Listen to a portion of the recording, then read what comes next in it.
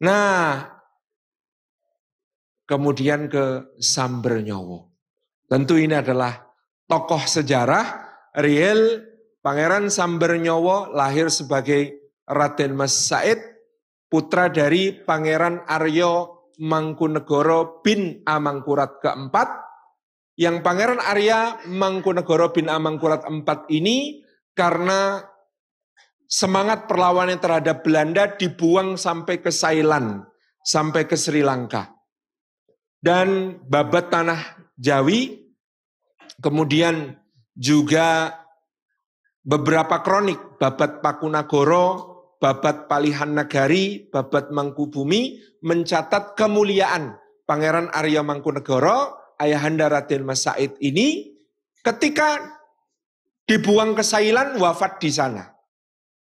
Pada saatnya kemudian hendak dikondurkan ke Jawa, pada waktu itu termasuk bagian dari upaya untuk mengendurkan perlawanan putranya yang sudah bergelar Pangeran Sambernyowo dan menjadi pemberontak yang sangat ditakuti oleh VOC, supaya kemudian agak reda hatinya, tidak terlalu murka kepada VOC, maka ayahnya hendak dikembalikan. Padahal pada saat itu jasad beliau sudah terkubur 13 tahun di Thailand. Ketika usul ini disampaikan, pemerintah VOC di Thailand, di Sri Lanka mengatakan pengembalian jenazah Arya Mangkunegara bin Amangkurat IV hanya diperbolehkan kalau nanti ketika digali jasadnya tidak rusak. Kalau jasadnya rusak, maka tidak perlu dilakukan. Begitu digali makam beliau di Thailand, di Sri Lanka, Masya Allah, tabarakallah, utuh, sempurna, tanpa cacat, menebarkan bau harum, sampai diangkut ke kapal, dikapalkan dari Sri Lanka, mendarat di Semarang, dibawa dari Semarang sampai ke Pajimatan Imogiri, sepanjang perjalanan hanya bau harum semerbak yang tercium. Ini dicatat dalam babat Pakunegoro, babat Mangkubumi, babat Palihan Nagari, dan berbagai riwayat yang sezaman. Artinya riwayatnya mutawatir. Bahwa beliau dipersaksikan begitulah kondisi jasadnya ketika dibawa kondur ke Pajimatan Imogiri. Kita berhusnudon dan kita berprasangka baik, kita juga tidak mensucikan seorang pun di sisi Allah, tetapi ini adalah bagian dari tanda-tanda kewalian min auliyaillah. Putranya Raden Mas Said mendampingi Pangeran Mangkubumi yang nantinya akan berikan Keraton Yogyakarta. Jadi kalau CS, blue maupun red, biasa. Wong ketika perang melawan VOC, CS. Asik. Masa nggak asik? Asik.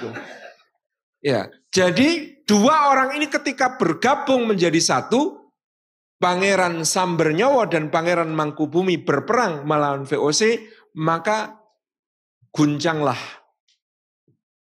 kekuasaan VOC di seluruh Nusantara. Perang yang panjang dari 1746 sampai 1757 ini mengguncang kekuasaan VOC di Jawa. Gubernur Jenderal Baron van Imhoff mati terkepung di Benteng Ungaran. Panglima tentara VOC tewas di Sungai Bogowonto, namanya Kapten de Klerk. Yang ketika itu Kapten de Klerk dibunuh oleh seorang prajurit namanya Prawiro Rono.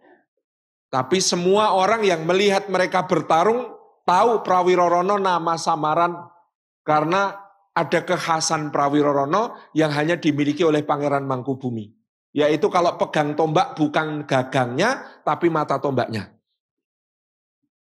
Jadi kalau pegang tombak, itu bukan gagangnya, tapi mata tombaknya yang dipegang. Gagangnya buat nutuin. Jadi ada cerita bagaimana kemudian kan pasukan Jawa itu yang ditakuti Belanda itu salah satunya selain divisi panah, divisi tombak. Karena kalau divisi tombak ini ngamuk, ini ada satu gerakan yang sangat terkenal yaitu gebuk suduk. Jadi dipukulkan blek begitu ke kuda perwira VOC, kudanya kemudian mengangkat kaki dan sukar dikendalikan. Ketika itu bagian sini zirahnya kebuka. Suduk. Jadi gebuk, suduk.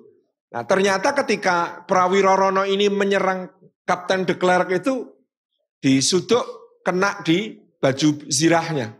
Sehingga kemudian Prawira Rono ini kemudian megang ujung mata tombaknya dipakai untuk bertumpu kemudian mencelat tubuhnya ke atas kuda. Jadi adep-adepan di atas kuda, Kapten de Klerk madep sini, dia madep ke wajahnya. Kemudian karena dia megang tombaknya itu masih di matanya, mata tombak ini ditusukkan ke leher bagian yang paling tidak terlindung baju zirah.